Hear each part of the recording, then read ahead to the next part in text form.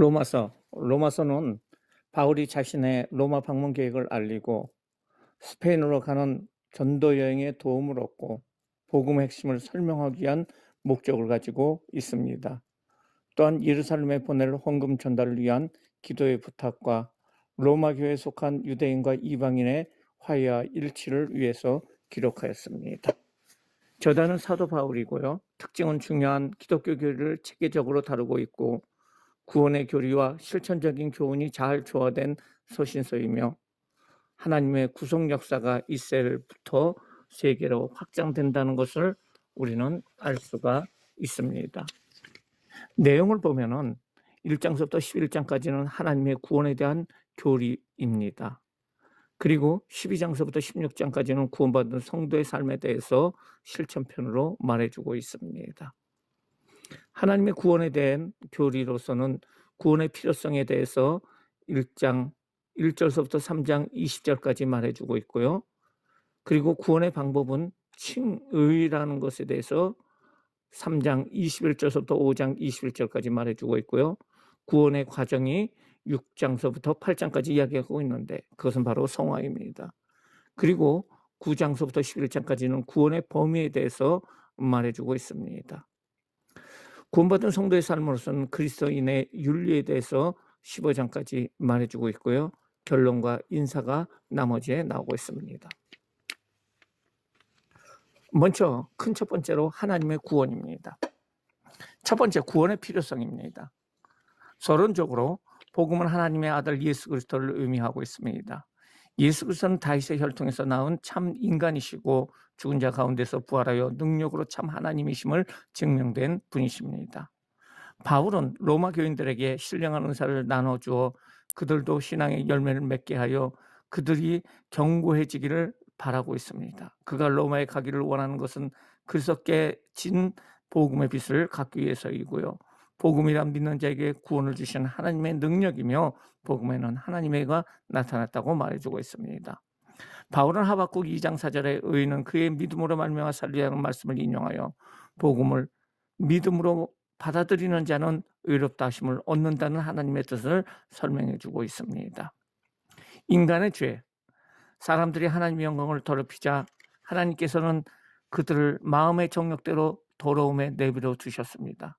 그 결과 이방인들은 성적으로 부득이한 생활을 하게 되었고 그에 대한 형벌을 받았습니다. 하나님의 심판 원리에 대해서 2장 1절부터 16절까지 나오고 있는데요. 진리의 따름, 하나님의 심판이 진리대로 된다는 것입니다. 행한 대로 보응을 받습니다. 참고 선을 행하며 영광의 종기를 구하는 자에게는 영생으로 보응하시고요. 당을 지어 불의를 쫓는 자에게는 진노와 분노로 보응하십니다. 사람의 의무를 취하지 않다는 것입니다. 하나님은 사람의 중심을 보십니다. 각 사람이 지는 빚과 이해의 양이 따르다는 것입니다. 하나님을 알지 못하는 자도 심판을 받는다고 얘기를 하고 있고요. 하나님의 계시를 더 많이 받은 자들은 더 큰 책임이 있다고 말해주고 있습니다. 바울은 유대인의 불순종과 위선을 비난합니다. 유대인들은 종교적 우월감을 가진 민족으로 율법을 자랑하면서도 율법을 지키지 않았습니다. 율법이 하나님 백성의 내적 증거라면 할례는 외적 증거이므로 율법을 지키지 않은 상태에서 할례는 무의미하다고 말을 하고 있고요. 유대인도 이방인도 다 죄인이며 이 세상에 의인은 아무도 없다고 말하고 하나님이 율법을 주신 이유는 자기 행위로 구원받는 것이 아니라 율법을 통해서 죄를 깨달아 알고 나아가서는 모든 인간이 하나님 심판 아래 있음을 깨닫게 하기 위해 있다고 말해주고 있습니다. 두 번째, 구원의 방법, 칭의에 대해서 말해주고 있습니다. 칭의의 정의, 율법 아래에서는 하나님께 의롭다함을 받은 자가 하나도 없습니다. 이러한 인간에게 하나님의 의가 나타났습니다. 이 의는 이미 율법과 선지자들이 증언한 것으로 곧 예수 그리스도를 믿는 믿음을 통해서 오는 것입니다. 구약은 장차 오실 그리스도를 통하여 의롭다 하심을 받게 될 것을 알려주었고 그 말씀대로 오신 예수 그리스도께서는 그를 믿는 모든 사람이 하나님의 은혜로 의롭다함을 얻는 자가 되게 하셨습니다.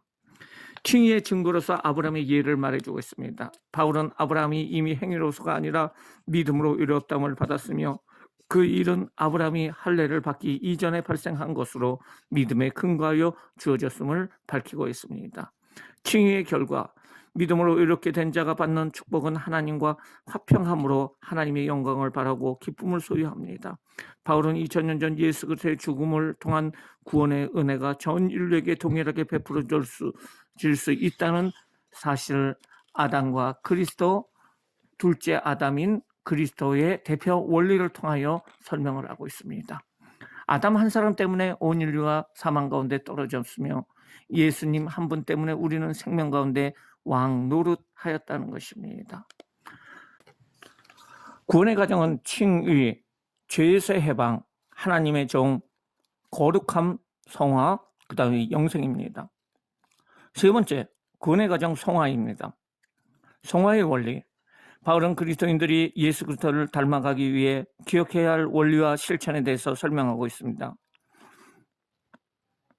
그리스도인은 그리스도와 함께 죄에 대하여 죽고 하나님에 대하여 부활하였습니다. 그러므로 우리는 죄가 왕노릇하지 못하게 해야 하며 우리 자신은 하나님께 드려야 합니다.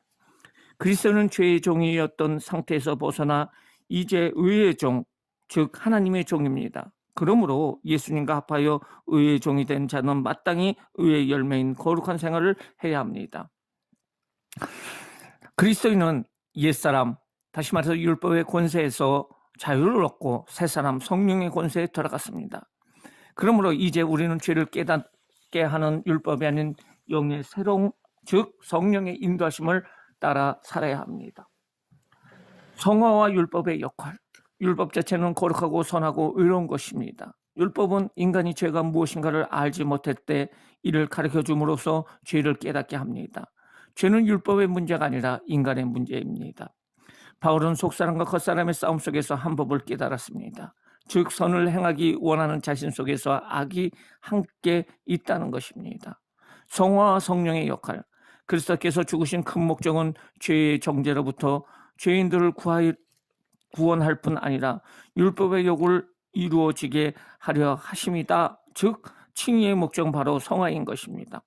하나님께서는 그리스도께서 십자가에 이루신 사역을 통해 우리로 하여금 죄로부터 자유하게 하실 뿐 아니라 성령이 내주하여 우리로 하여금 죄를 이기고 승리하도록 도와주십니다. 하나님께서는 우리를 영화롭게 하는 단계, 미리 하심, 미리 정하심, 부르심, 의롭게 하심, 깨닫게 하심, 영화롭게 하심에까지 도와주십니다.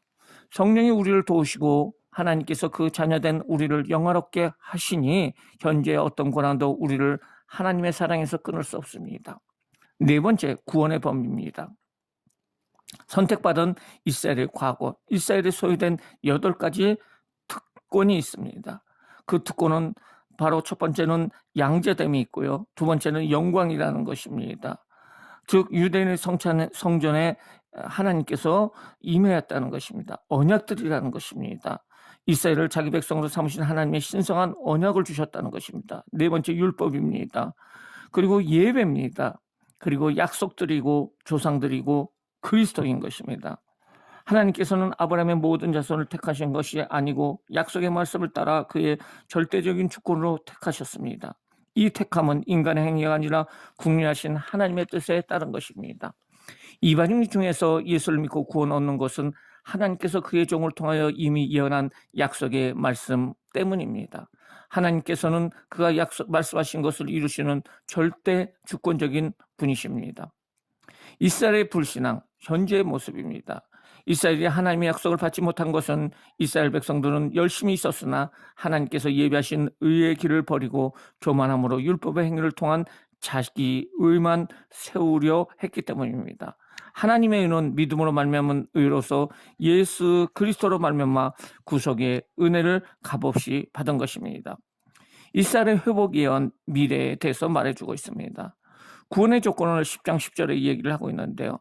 먼저 마음으로 믿어 의에 이르고 하나님의 바른 관계가 이루어진다는 것입니다. 입술로 신하여 구원에 이른다. 사람들 앞에서 증인의 자세라는 것입니다. 그 결과 이 새로운 법은 모든 인류에게 적용됩니다. 하나님의 목적은 이스라엘의 넘어짐을 통하여 이방인들에게 구원이 흘러 들어가게 하시고 이스라엘에게는 시기심을 일으켜 결국 이방인과 이스라엘 모두 동등한 유익 가운데 구원을 얻게 하는 데 있다는 것입니다. 하나님께서는 이방인에게 긍휼을 베푸시는 것 같이 장차 이스라엘에게도 긍휼을 베푸시는 것입니다. 하나님의 긍휼과 사랑을 믿음으로 구원을 얻게 되는 이 비밀은 언제나 변치 않는 구원의 길입니다. 큰 두 번째, 구원받은 성도의 삶에 대해서 12장서부터 16장까지 말해주고 있습니다. 첫 번째, 그리스도인의 윤리입니다. 하나님의 종인 그리스도인. 바울은 그리스도인들이 삶의 순간순간마다 어떻게 행하여야 하나님의 영광을 나타낼 수 있는지를 가르치고 있습니다. 헌신과 봉사는 은혜로 구원받은 이들의 의무입니다. 사도 바울은 몸으로 산제사를 드릴 것과 이 세대를 본받지 말 것, 그리고 하나님의 뜻을 분별할 것을 권면합니다. 헌신과 성별과 순종은 그리스도 윤리의 기초입니다. 교회는 예수 그리스도를 머리로 하는 몸입니다. 지체의 윤리는 믿음의 분량대로 지혜롭게 생각하고 몸을 위하여 자기 직분을 다하는 것입니다. 성도는 모든 일을 사랑에 근거해야 합니다. 핍박하는 자를 축복하고 이웃과 동락하며 겸손하고 선한 일을 계획하며 모든 사람과 화평하고 원수까지도 사랑해야 합니다. 사랑은 악을 이기는 최대의 무기입니다. 시민으로서의 그리스도인, 권세자는 하나님께서 우리의 유익을 위하여 세운 자들이니 공연히 권력을 소유한 자가 아니라는 것입니다. 악을 행하는 자들은 마땅히 권세자를 두려워해야 합니다. 그들은 하나님을 대신하여 벌을 주는 자들이기 때문입니다. 인간관계에서는 사랑의 비두에 아무 빚도 짓지 아니할 것이 그리스도인의 바른 삶입니다. 사랑은 그리스도의 삶 가운데 가장 아름답게 하는 율법의 완성이며 새로운 계명입니다. 예수님의 재림이 가까운 지금은 역사적인 종말 외에도 개인에게 있어서 매 시간에 곧 종말입니다. 그러므로 우리는 거룩함에 거하며 정욕을 버리고 그리스도와 하나됨으로 살아야 합니다. 형제로서의 그리스도인, 신앙의 공동체인 교회는 믿음이 연약한 자를 받아들이되 의심하는 연약함을 비판해서는 안 됩니다. 서로 비판하지 말아야 할 것은 강한 자나 약한 자나 다 하나님이 받으신 귀중한 존재이기 때문입니다. 그리스도 안에서 형제된 이들은 서로가 실족하지 않도록 서로를 돌보는 생활을 해야 합니다. 예수님께서 피로 사신 형제이므로 모든 것을 사랑의 원칙으로 해야 하고 교회 안에서 그리스도의 윤리는 화평의 일과 서로 덕을 세우는 일에 기준을 두어야 합니다. 성도의 삶은 하나님을 믿는 믿음과 함께 예수님의 제자가 되어 주님을 따라 사는 삶이 되어야 합니다. 두 번째, 결론과 인사입니다. 바울의 의도와 계획입니다. 바울은 자신이 이방인을 위해서 하나님의 복음의 제사장의 직무를 한다고 고백을 하고 있습니다. 바울이 행한 표적과 기사의 능력은 이 제사장의 사명을 수행하는 수단입니다. 바울은 복음이 전파되는 곳에는 가능하면 복음을 전하지 않았습니다. 그의 목적은 남이 뿌려놓은 씨앗의 열매를 거두는 것이 아니고 세터의 씨를 뿌리는 것이었습니다. 바울은 그리스도인의 충만한 복음을 가지고 로마로 갈 것을 간절히 소망하면서 로마 교인들에게 기도해달라고 부탁을 하고 있습니다. 문안 인사, 바울은 그리스도 안에서 한 속이 된 자들의 이름을 거론하며 일일이 문안하고 이단 사설을 조심하라고 권면합니다. 바울이 전한 복음은 예수 그리스도입니다. 이 복음은 영원 전부터 감춰져 있던 비밀이었으나 이제 그 비밀이 하나님의 계시로 말미암아 나타나게 된 것입니다. 바울은 지금 이 편지를 읽고 있는 로마 성도들을 그 복음으로 견고하게 서도록 하실 하나님께 찬양과 영광을 돌리며 끝을 맺습니다. 로마서의 적용과 실천입니다. 하나님께서는 우리를 사랑하심을 확증하기 위하여 독생자 예수 그리스도를 회상시켰었는데 우리는 하나님을 사랑함으로 확증하기 위해서 무엇을 하고 있습니까? 주님께서 말씀처럼 진정 나를 무시하고 핍박하는 자를 축복할 수 있는 마음이 있습니까? 하나님의 자녀된 우리는 성령의 인도함을 받아 살아야 합니다. 공부할 때 하나님을 찾고 부르짖어야 합니다. 연약함으로 인해 실족하지 않도록 성령께서는 우리를 위해 항상 말할 수 없는 탄식으로 간구하고 계십니다. 그러므로 우리는 구원의 확신 속에서 평안히 기쁘게 살 수 있습니다. 이상으로 로마서에 대해서 우리가 알아봤습니다.